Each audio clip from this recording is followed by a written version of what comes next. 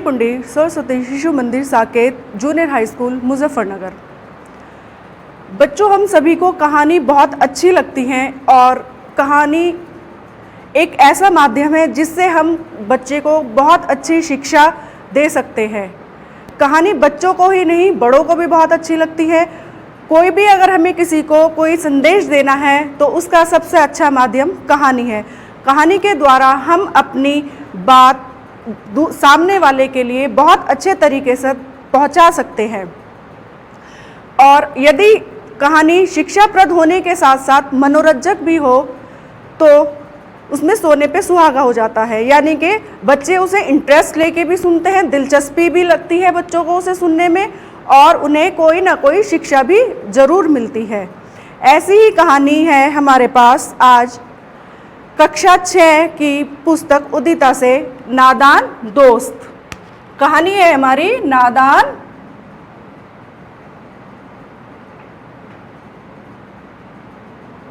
दोस्त।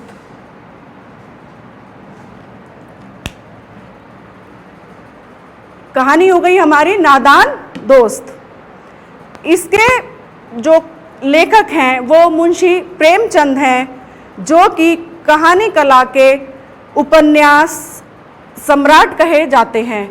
मुंशी प्रेमचंद का जन्म 31 जुलाई 1881 को काशी के निकट लम्हे नामक ग्राम में हुआ था। इनके बचपन का नाम धनपत राय और इनके जो चाचा थे वो प्यार से उन्हें नवाब राय बुलाते थे। इनकी माताजी का नाम आनंदी देवी और पिताजी का नाम अजायब राय था। इन्होंने मैट्रिक की परीक्षा पास करने के बाद 20 रुपये मासिक आय पर अध्यापन कार्य किया। उसके बाद बीए करने के बाद ये डिप्टी इंस्पेक्टर के पद पर भी कार्यरत रहे और वो बहुत अच्छी कहानियाँ लिखते थे जो कि समाज में कोई ना कोई संदेश देकर जाती थी। इनकी कहानियों से जो पात्र होते थे वो ऐसा लगता था कि जो कहानी सुन रहा है या कहानी पढ़ रहा है वो भी अपने आप को उसमें पात्र में महसूस करता था। उसे लगता था कि जो इस कहानी में पात्र आए हैं वो सब मुझ पर ही अप्लाई हो रहे हैं। मुंशी प्रेमचंद ने बहुत सी पत्रिकाएं जैसे जागरण, माधुरी, मर्यादा, हंस आदि पत्रिकाओं का संपादन किया। उनके प्रसिद्ध उपन्यास गोदान, सेवा सदन, कायाकल्प और कर्मभूमि, रंगभूमि आदि उनके प्रसिद्ध उपन्यास हैं। मानसरोवर उनकी कहानियों का संग्रह है जो कि 8 भागों में प्रकाशित किया गया है। बंगाल के प्रसिद्ध बंकिम चंद्र चट्टोपाध्याय ने उन्हें उपन्यास सम्राट की उपाधि से भी संबोधन किया है।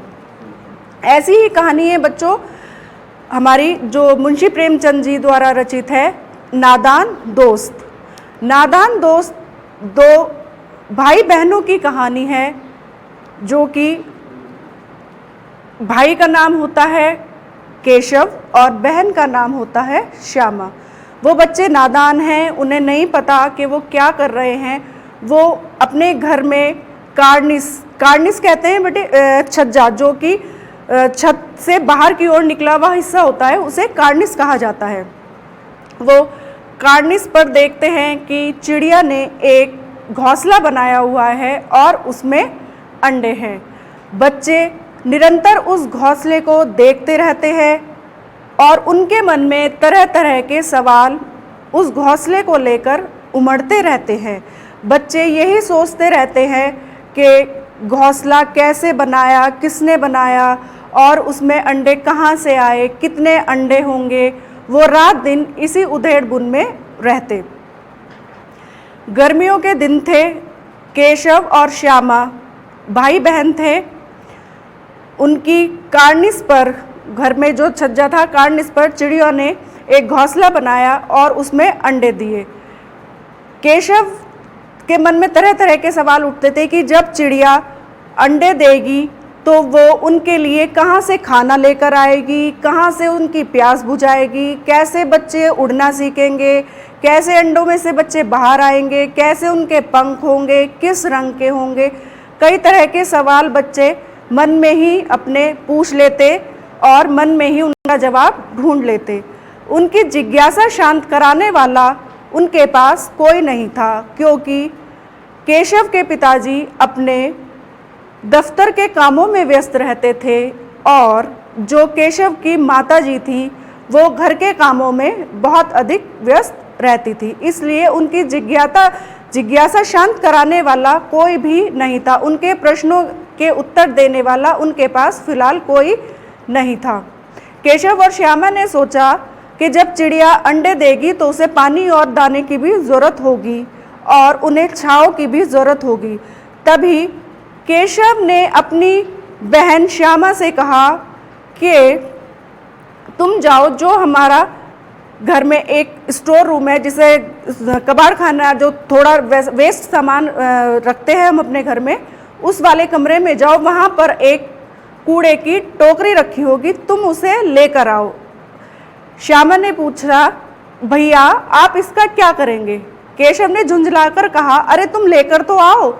केशव ने कहा, तुम लेकर आओगी तभी मैं तुम्हें इसका उत्तर दूंगा। श्यामा दौड़ी दौड़ी अपने नीचे के कमरे में गई और वहाँ से जो कूड़े की टोकरी थी वो उठाकर लेकर आई और उसने वो टोकरी लाकर अपने भाई केशव को दे दी। केशव ने देखा उस टोकरी में बीच में एक छेद हो रखा था। उस छेद की वजह से वो ये सोच रहा था कि यदि मैं इसमें ये चिड़िया के अंडे रख दूंगा तो अंडे बाहर आ जाएंगे। उसने अपनी बुद्धि का प्रयोग करते हुए एक कागज का टुकड़ा लिया और कागज का टुकड़ा लेने के बाद उसने जो उस छेद था टोकरी में उसको वहाँ से वो कागज लगाकर वो छेद बंद कर दिया और उसने वो घोंसले के लिए टोकरी रख दी। उस तरह से उसने एक ये घोंसला बनाया टोकरी से और उसने वो घोंसला पेड़ पर रख दिया। इस तरह से उसने एक घोंसला बनाया और पेड़ पर रख दिया। उसके बाद उसने सोचा कि इस पर तो छाया भी नहीं आएगी, बहुत धूप लगेगी चिड़िया के अंडों को। अब 3 अंडे थे, वो उनकी सुरक्षा बहुत ही जी जान से कर रहा था। उसने उनके लिए कहा, जाओ तुम माँ की कोई पुरानी सूती धोती या कोई माँ की पुरानी चुन्नी रखी होगी, तुम वो भी लेकर आओ। और उसने कहा, भैया अब आप इसका क्या करेंगे? उसने कहा कि तुम सवाल बहुत पूछती हो, तुम पहले लेकर तो आओ तभी तो देखना। तुमने जब मैंने तुम्हें टोकरी लाने के लिए कहा तब तुमने बहुत सारे सवाल पूछे, अब तुम्हें उस टोकरी के सवालों का जवाब मिल गया है तो आगे भी तुम्हें जो मैं तुमसे सूती कपड़ा मंगा रहा हूँ उसका जवाब तुम्हें भली भांति मिल जाएगा। जब वो अपनी माँ की एक पुरानी सूती धोती लेकर आई तो केशव ने उस धोती को उस घोंसले के ऊपर रख दिया कि जिससे वहाँ चिड़ियों के अंडों पर छाया आ जाए और वो धूप से बच जाए। और उसने उस धोती के 2 हिस्से किए, एक हिस्से से उसने छाया बनाई और दूसरे हिस्से से उसने अंडों के नीचे गद्दी का काम किया। अब वो रात दिन यही सोचते रहते कि इसमें से अंडे कब बाहर होंगे। बच्चे अपनी दूध जलेबी जो कि उन्हें बहुत पसंद थी उसको भी वो छोड़ चुके थे। अब उन्हें अपने खाने पीने की, दूध जलेबी की कोई सुध नहीं रही थी। वो केवल अधीर होकर बार बार उस चिड़िया के घोंसले को ही देखना चाहते थे और उसे ये देखना चाहते थे कि इसमें से अंडे कब निकलेंगे, कैसे उनके रंग होंगे, कैसे उनके पर होंगे और वो कैसे उड़ना सीखेंगे।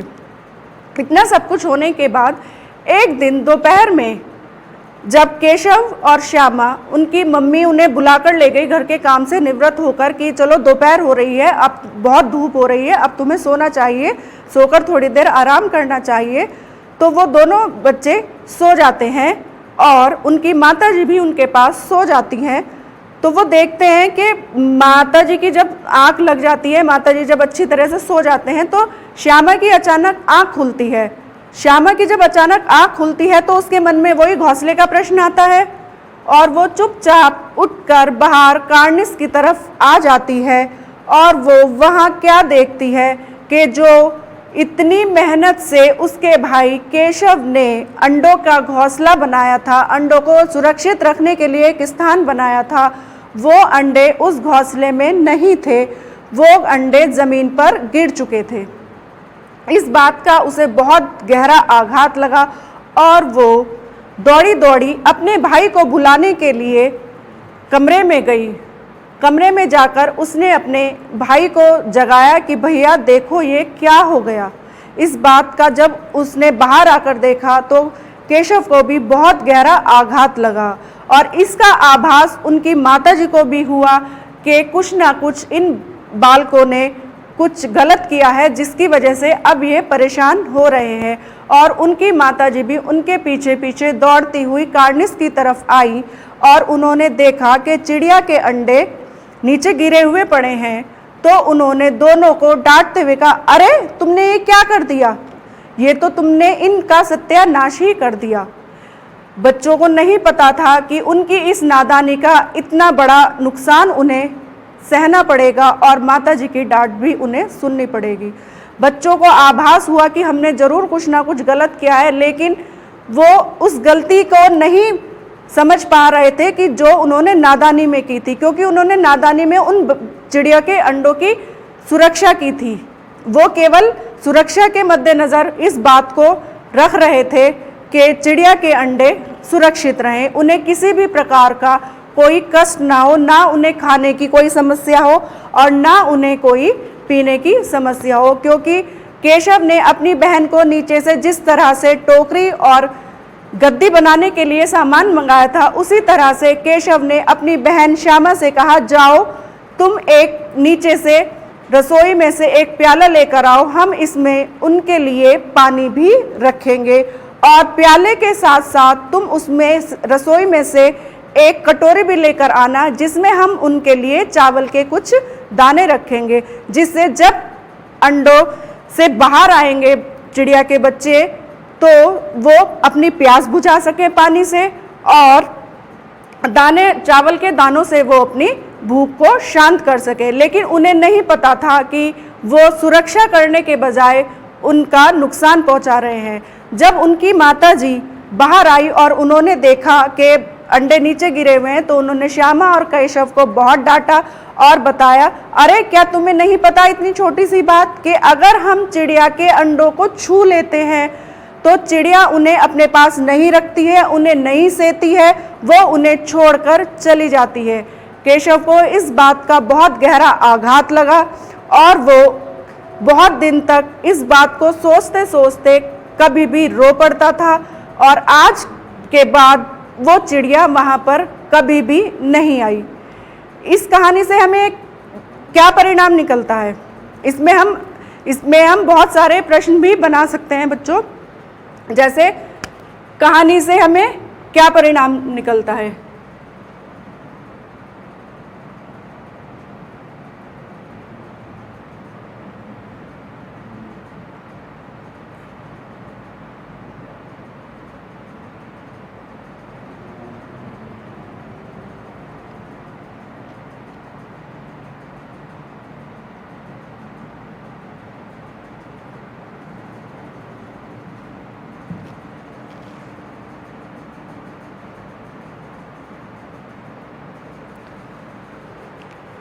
इस कहानी का यही परिणाम निकलता है कि केशव और श्यामा की नादानी की वजह से, उनके छूने की वजह से वो अंडे गंदे हो चुके थे और चिड़िया उन्हें छोड़ चुकी थी।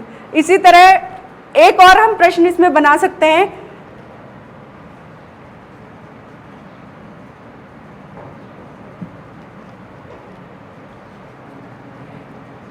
केशव और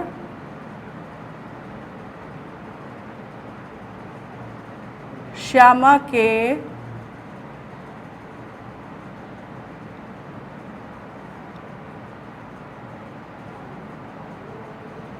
उत्तर माता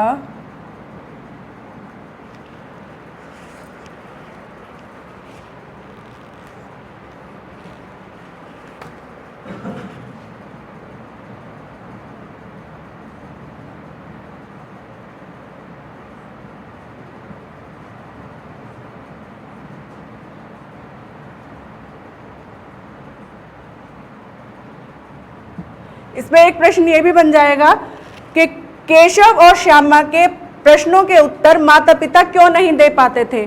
माता पिता इसलिए उनके प्रश्नों के उत्तर नहीं दे पाते थे क्योंकि केशव के पिताजी अपने दफ्तर के कामों में व्यस्त रहते थे, उनके पढ़ाई लिखाई का बहुत कार्य था, वो उसी काम में अपने आप को बहुत व्यस्त रखते थे, और उनकी माताजी घर के कामों में अपने आप को बहुत व्यस्त रखती थी। केशव और तीसरा प्रश्न हमारा बन सकता है, नादान दोस्त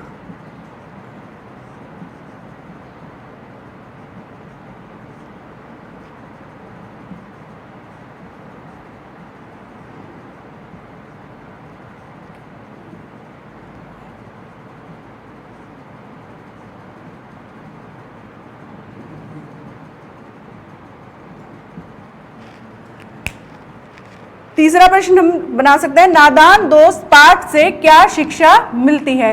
इस पाठ से हमें यही शिक्षा मिलती है कि हमें कोई भी काम अनजाने में नहीं करना चाहिए, जिसकी हमें पूरी तरह जानकारी ना हो वह कार्य हमें बिल्कुल नहीं करना चाहिए, और अपने माता पिताजी से छिपाकर तो कोई भी कार्य कभी भी नहीं करना चाहिए। यदि हम उनसे छिपाकर कोई कार्य करेंगे तो हमें उसका गलत ही परिणाम भुगतना पड़ेगा, जैसे कि केशव और श्यामा को भुगतना पड़ा। इसमें यह प्रश्न के साथ साथ हम बहुविकल्पीय प्रश्न भी बना सकते हैं।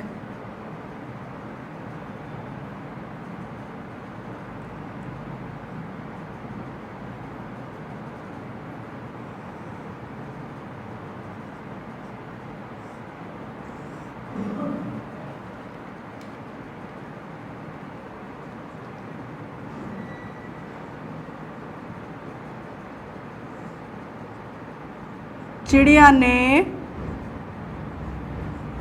अंडे कहाँ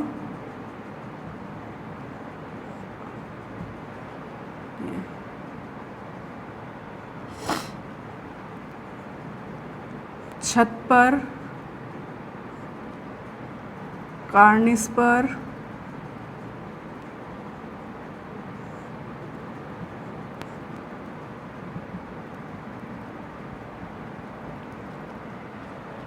पेड़ पर। कोई भी आपसे कहानी जब सुनेगा तो उसमें सभी को रहती है कि हमने जो बच्चों को सिखाया उन्होंने उससे कुछ सीखा भी है या नहीं। तो कोई ना कोई आपसे प्रश्न पूछ सकता है, ये भी पूछ सकता है कि आपने जो कहानी सुनी है उसमें अंडे थे, अंडे चिड़िया ने कहाँ पर दिए थे, कहाँ पर दिए थे, छत पर दिए थे, कार्निस पर दिए थे या पेड़ पर दिए थे। आपको सबसे पहले ही बताया था कि चिड़िया ने केशव और श्यामा के घर की छत यानी के कार्निस पर अंडे दिए थे। और इसमें हम किसने किससे कहा भी कर सकते हैं। ठीक है, एक प्रश्न हमारा बनेगा,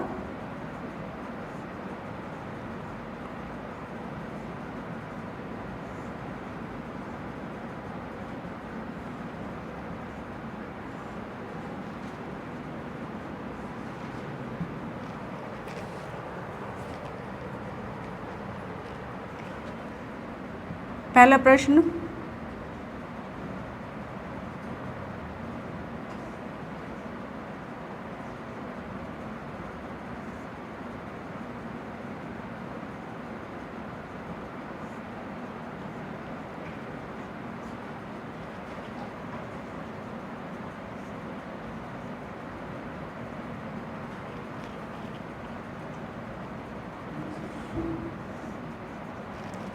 इसमें पूछ सकते हैं किसने किससे क्या, बेचारी चिड़िया बच्चों को क्या खिलाएगी। तो ये बात श्यामा ने पूछी थी केशव से। श्यामा कौन थी? केशव की बहन। उसने अपने भैया से पूछी थी, अरे भैया जब चिड़िया के बच्चे आएंगे तो चिड़िया उन्हें क्या खिलाएगी। दूसरा हमारा बन सकता है,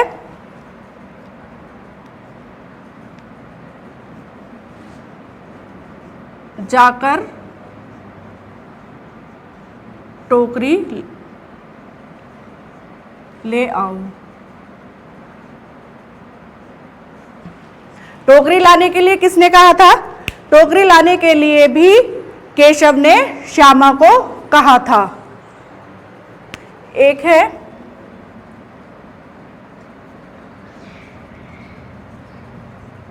छूने से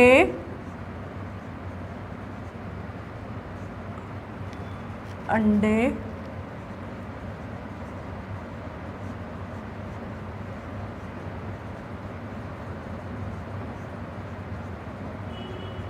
छूने से अंडे गंदे हो जाते हैं। ये बात उनकी माताजी ने उनको सबसे बाद में आकर बताई, जिसका उन्हें बिल्कुल भी आभास नहीं था। तो इसका हमारा जो उत्तर होगा वो होगा माँ ने केशव से कहा।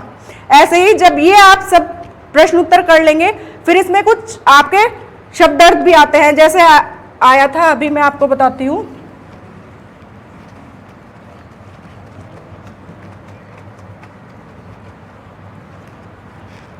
बच्चों को जानने की जिज्ञासा रहती थी कि वो अंडे जो है उनमें से कब चूजे बाहर निकलेंगे, उनके रंग कैसे होंगे, उनके पंख कैसे होंगे, वो कब उड़ना सीखेंगे। तो इसमें एक शब्द आया हमारा जिज्ञासा।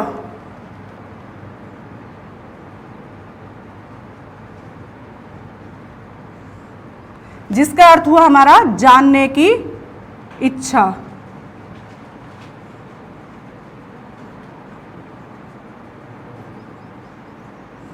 एक शब्द आया था हमारा हिफाजत।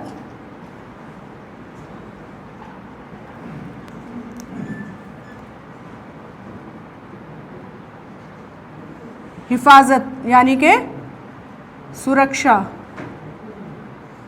एक शब्द आया था हमारा कार्निस। कार्निस यानी के छज्जा। सत्यानाश, केशव उनकी माँ ने आकर कहा था ना कि तुमने सत्यानाश कर दिया।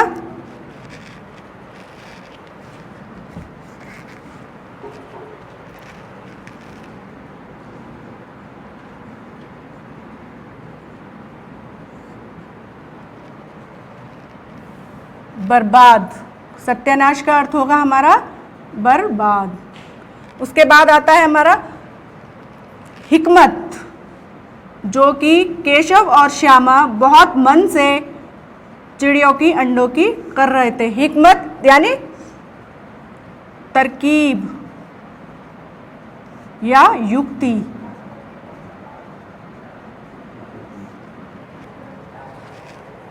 सुध, बच्चों को अपनी दूध जलेबी की भी सुध नहीं रही थी। वो अधीर होकर उन चिड़ियों के अंडों को देखने के लिए निरंतर प्रयास करते रहते थे। तो सुध का अर्थ होगा हमारा ध्यान। उसके बाद आएगा हमारा फुर से।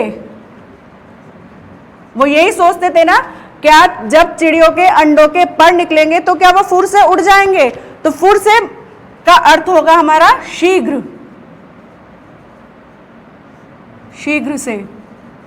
फिर एक शब्द आया था हमारा अधीर। बच्चों को अपनी दूध जलेबी की भी फिक्र नहीं रही थी। वो उसे भूलकर अधीर होकर बार बार उन चिड़ियों के अंडों को देखने के लिए जाते थे। अधीर शब्द आया इसमें हमारा। अधीर का अर्थ होगा जिसे धैर्य ना हो।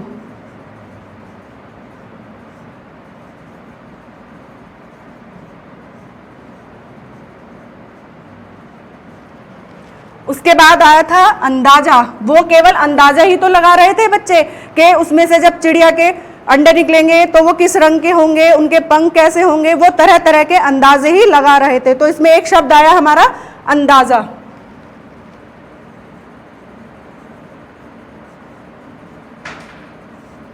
अंदाजा यानी कि अनुमान।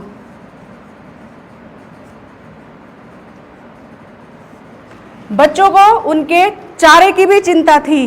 बच्चे यही सोचते थे कि जब चिड़िया आएगी तो वो क्या खाएगी, क्या पिएगी, यानी कि चारा। उन्हें उनके चारा यानी कि भोजन।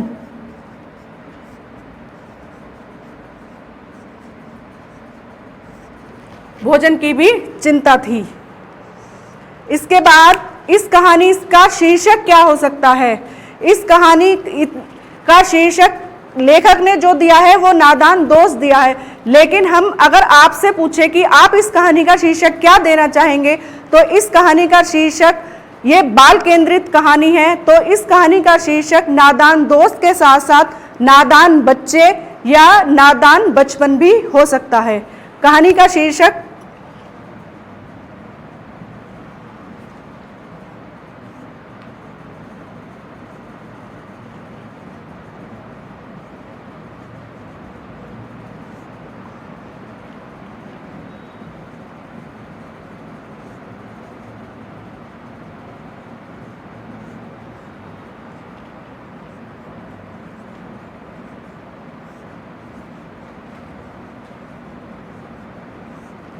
नादान बच्चे या नादान बचपन भी शीर्षक हम इसका इसलिए दे सकते हैं क्योंकि बच्चों ने अपनी नादानी में ही, अपने बचपने में ही उन अंडों की सुरक्षा करने के बजाय उनका सत्यानाश कर दिया था। चिड़िया उन्हें छोड़कर जा चुकी थी। अगर उन्हें इस बात का आभास होता कि हम ये हिफाजत ना करके उनका नुकसान पहुंचा रहे हैं तो वो बचपना नहीं होता, वो बड़े हो चुके होते। इसलिए हम इस कहानी का शीर्षक नादान बच्चे या नादान बचपन भी कर सकते हैं। अब लास्ट में मैं यही कहूंगी कि इस कहानी से हमें यही शिक्षा मिलती है कि हमें कोई भी कार्य अपने माता पिता से छिपाकर या अपने बड़ों से छिपाकर नहीं करना चाहिए। हम जो भी कुछ करें उसके लिए हमें बाद में आत्मग्लानि नहीं होनी चाहिए और ना ही हमें कोई भी कार्य जल्दबाजी में करना चाहिए।